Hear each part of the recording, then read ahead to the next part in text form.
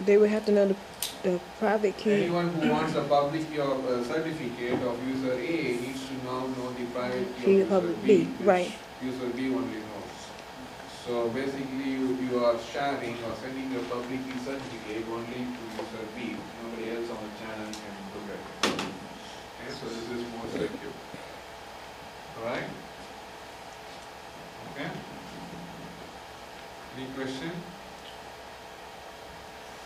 So I think the picture shows all the different colors, right? So I'm encrypting this whole thing. So this is what's a message encrypted the private key of A. And to decrypt this, you need the public key, right? So the public key certificate is meant for that.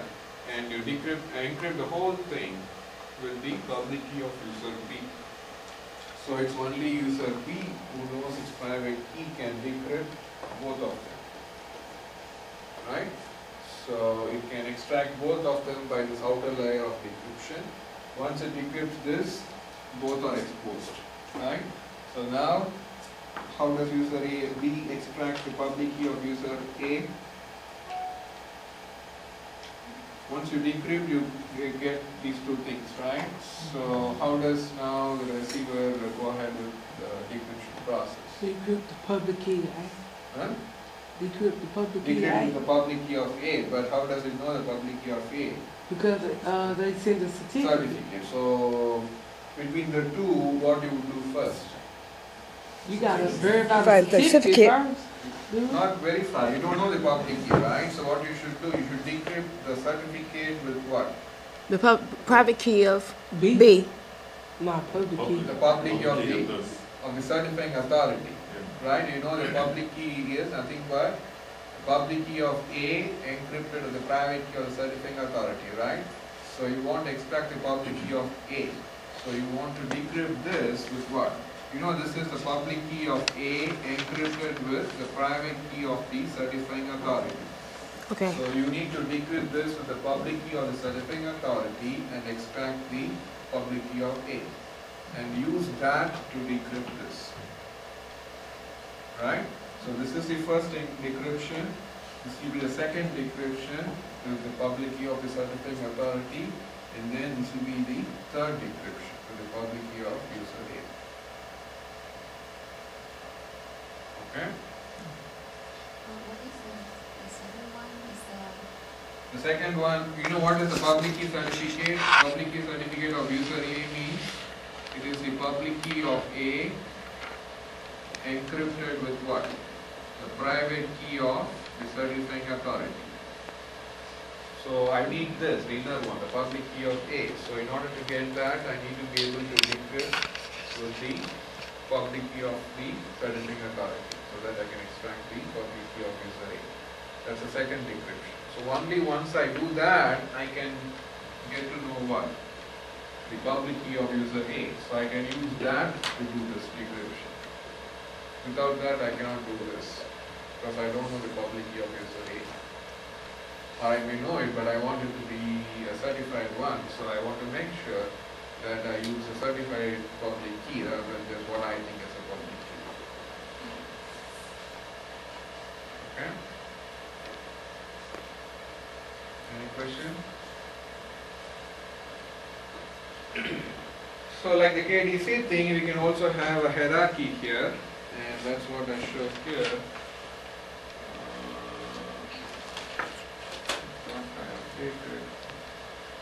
There may be one or two places there's a typo, but let me show it here.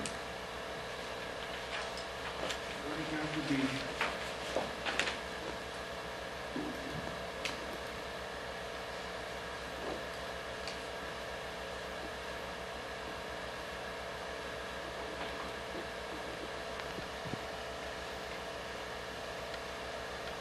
So I posted some more videos on number theory, RSA example, and how to run the socket program, so we can go through them.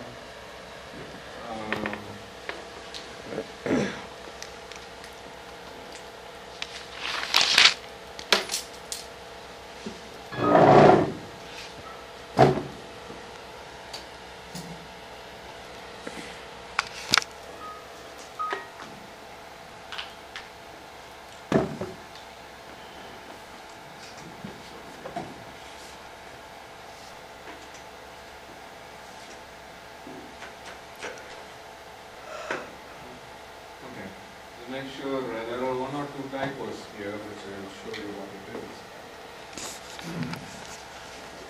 So let's do this hierarchy.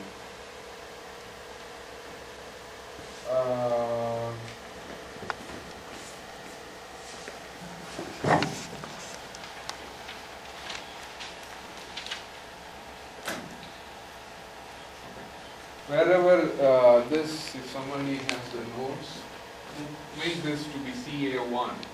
So it's not just CA, it's just CA1. So this place and this place, it should be CA1 rather than just CA. Why? Because we have a situation here where user A obtains its certificate from CA1. Okay? But user B, with whom A wants to communicate, doesn't directly trust CA1. Alright? So, in that case, there has to be another certifying authority, CA2, which user B trusts. And CA1 has to send user A its own certificate. You see what I mean? So, user A gets its certificate from CA1, alright? And CA1 will have its own certificate that it gets from CA2, another certifying authority. And user B only trusts that guy, okay? So if user A wants to send a message to user B, what it has to do? From a big picture point of view, the message encrypted with the private key of user A, right? And of course it will be further encrypted with the public key of user B. Now, along with this, right, I need to send the public key certificate of what? Of user A, right? But the public key certificate of user A is signed by whom? CA1, right? This is certifying authority. It's not sufficient to just send like this we did before. Why? User B doesn't trust CA1, certifying authority 1. So it has to we have to use what? The public key certificate of CA1. Well, you see here I told you that in order to decrypt you have to use what? You have to decrypt the public key of, use the public key of with which one? CA, right? The public key certificate of, you have to use the public key of the certifying authority to decrypt this and extract the inner public key in the previous case, right? User B can do this because it trusts the certifying authority. So it just goes ahead and uses the certifying authority's public key. But if user B doesn't trust the public key of the certifying authority, it has to go through what? It has to go through a certificate of this public key of the certifying authority. And that's what we are doing here. Because user B needs the public key of user A, right? And public key of user A is inside this. And it is signed by CA1. But in order to decrypt this, user B needs to use the public key of CA1. But user B doesn't directly trust the public key of CA1, right? So it needs a public key certificate of CA1. So CA1 got to get a certificate from CA2? Right. So it needs to get a certificate from CA2, and that's what is this. This is signed by the private key of CA2. And user B trusts CA2. Right? So user B can use directly the public key of CA2 because user B trusts CA2. So what it has to do? It has to go through, which is the first decryption you will do. This is the first decryption. You have to decrypt the public key certificate of CA1, extract the, of course you have to decrypt first, so right? So after you decrypt this, you go through this. So decrypt this one using the public key certificate, public key of CA2, extract the public key of CA1 from this, use that public key of CA1 to decrypt this to extract what? The private key. The public key of user A, right? So once you extract the public key of user A, decrypt this with the public key of user A and extract the message. Alright? So you go through one more layer of decryption. You first do this outer layer of decryption with your private key so nobody else can decrypt. That's simple, right? So once you extract this, the inner thing, You cannot use what? The public key of CA1 as it is, that like we used before. We cannot use the public key of certifying authority to sign for the public key of user A because you don't directly trust that certifying authority. You trust only somebody else, and there has to be hierarchy. So this certifying authority has to have its public key certified by someone else whom user B trusts. Clear? So normally what happens is when user A gets its certificate from CA1, CA1 also has to send its certificate, CA2, right? That it gets from CA2, isn't it? Because if I want to send a message to B, right, I need to send all these things from A to B, right? So the certifying authority, when it signs for this guy, it has to also include its own certificate in what it is sending to CA, to user A. So depending on the need, user A has to know whether user B directly trusts CA1 or it trusts CA2. User A has to decide whether to include this one or not. If user B directly trusts CA1, there's no need to include this one, right? If user B doesn't trust CA1, then user A has to include this one. So user A has to kind of make at least a guess whether user B will directly trust CA1 or not. Clear?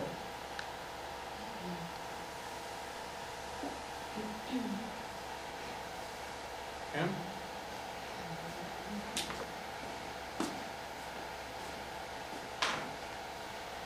Okay, so we saw this.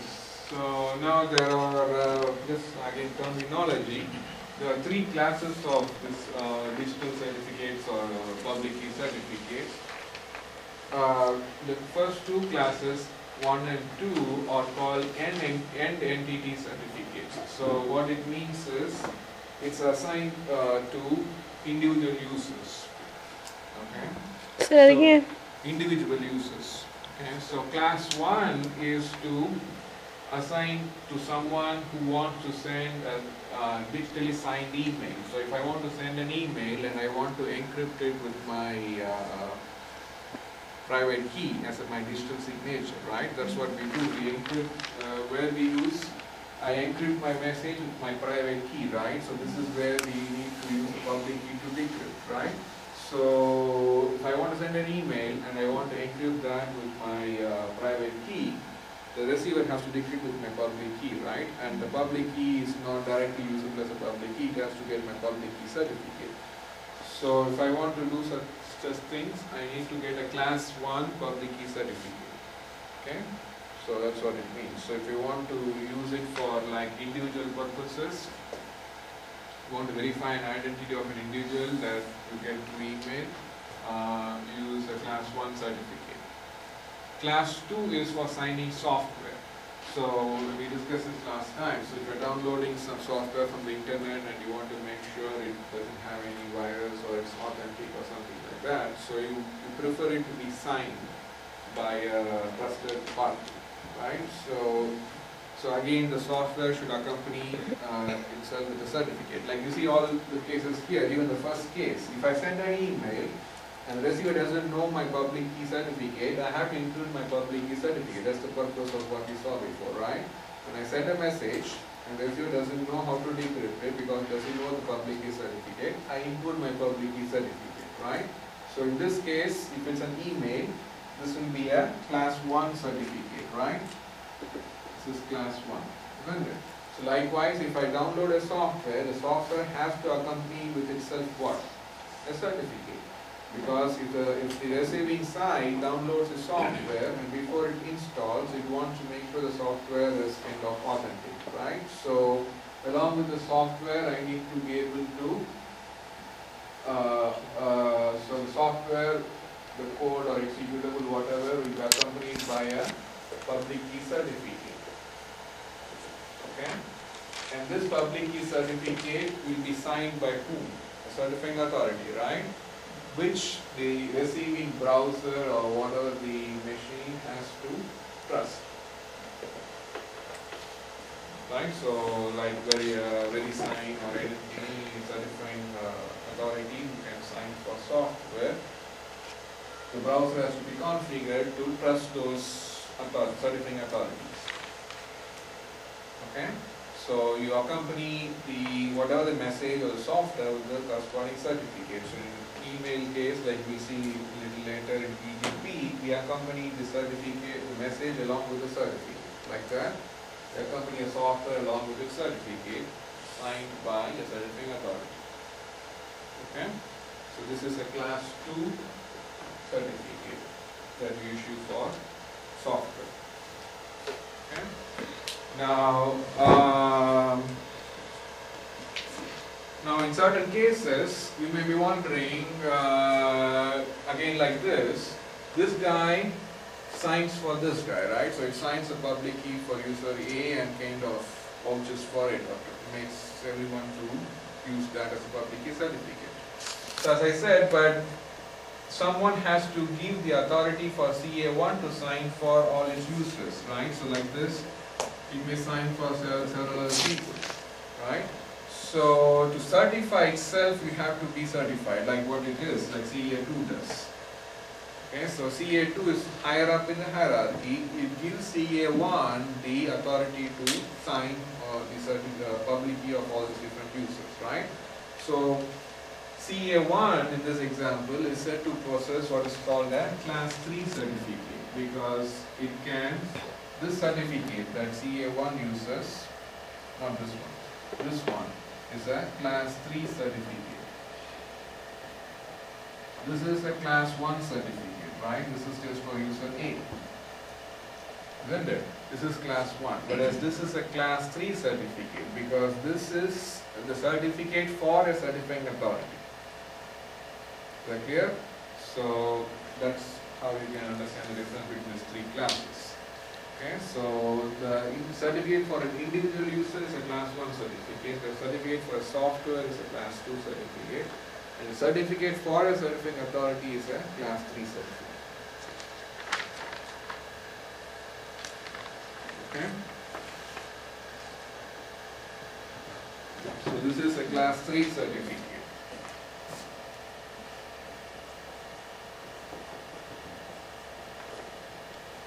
Whereas this is a class 1 certificate. The certificate of the individual user A, the class 1 certificate. Is that clear? Any question?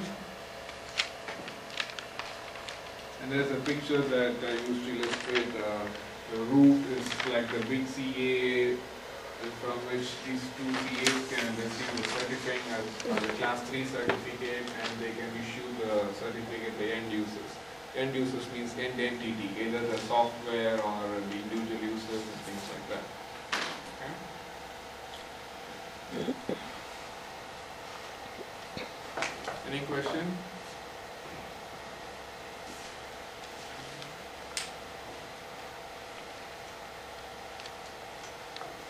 Okay, so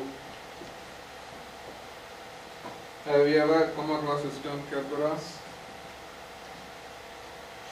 Have you come across a term called single sign-on? Right, portals. Right, what do you do with that? SSO is called single sign-on. Now, the idea is, if you say log into a network, right, and you have several servers over there, say a file server, a web server, a database server, blah blah, all these different servers.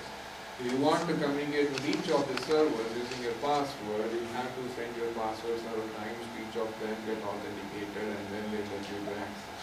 Remote desktop? Huh? Remote desktop? What is that? Remote desktop? No, it's not remote desktop. So I think Hotmail, Windows Live, something, they have this feature.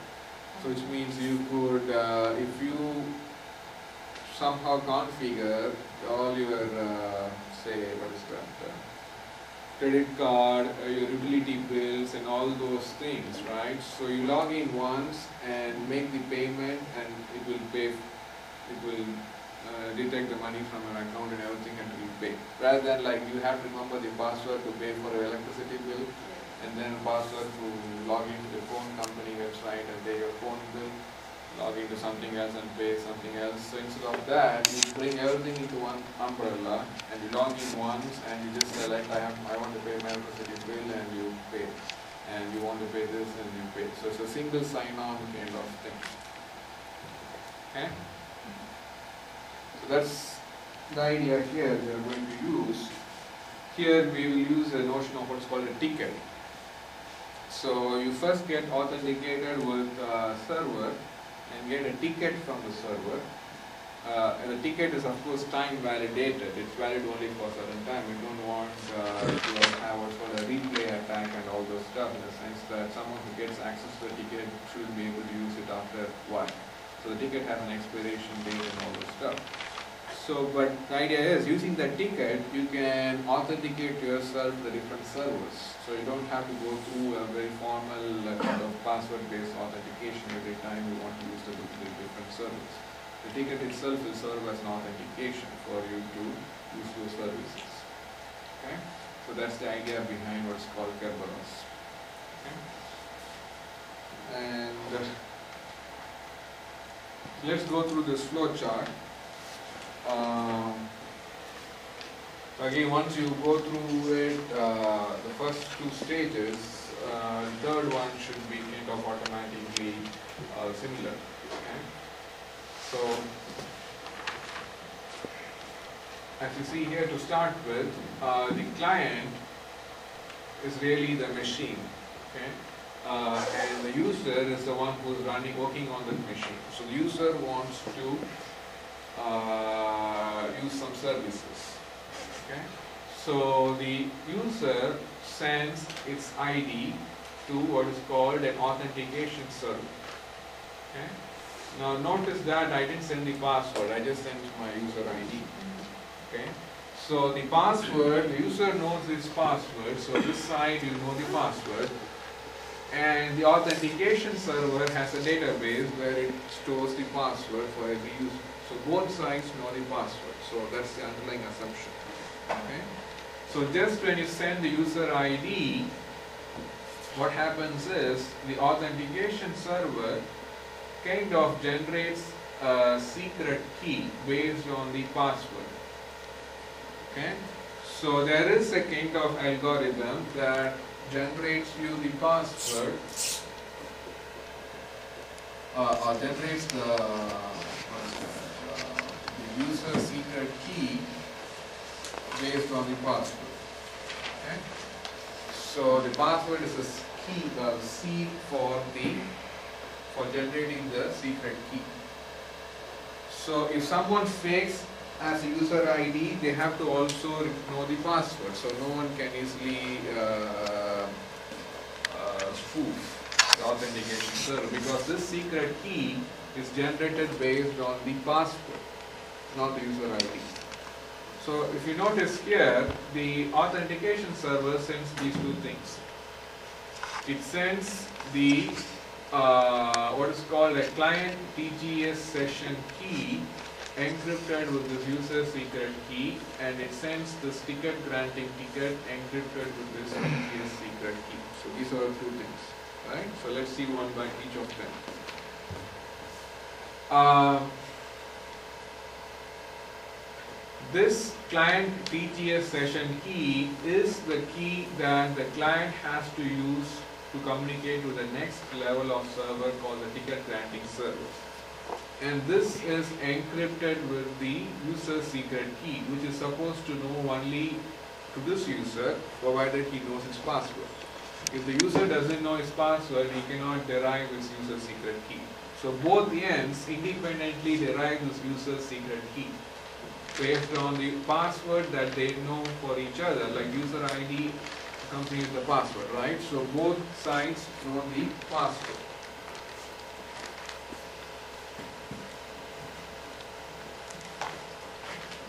I would really prefer other classes, because if some of you take my other classes, I really project on the board and I can easily write. So if this picture was here, I could easily write it. So you have the client. Dr. May, you said you like this class because the board long. Yeah, but if you have figures like this, what you can do? You can do. If we put a mirror over here, we can see it.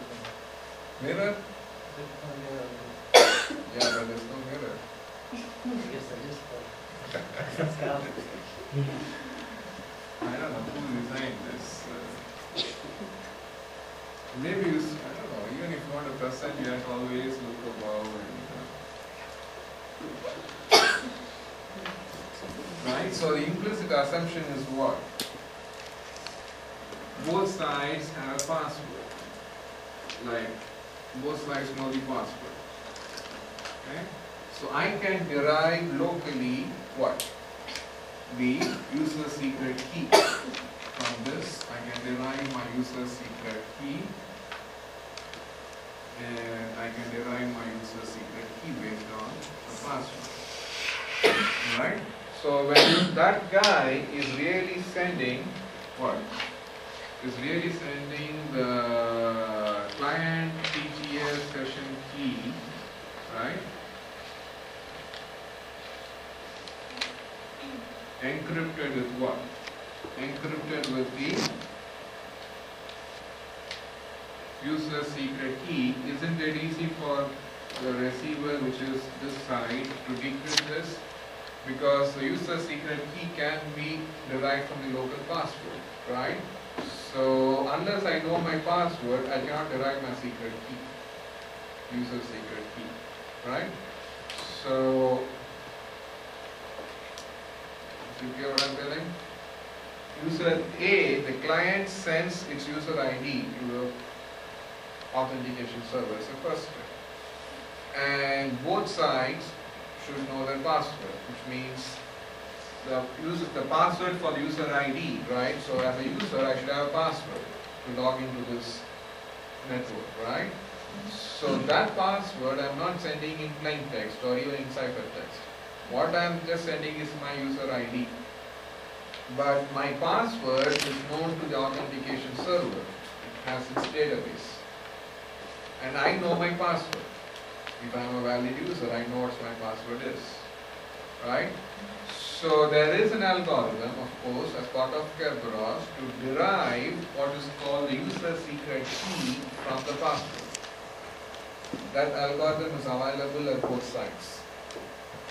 Okay, so if you run Kerberos, there is an algorithm that derives you the secret key, the user secret key from your password. So with that assumption, this guy can derive the user secret key from the password it knows for me, and the same password, if I know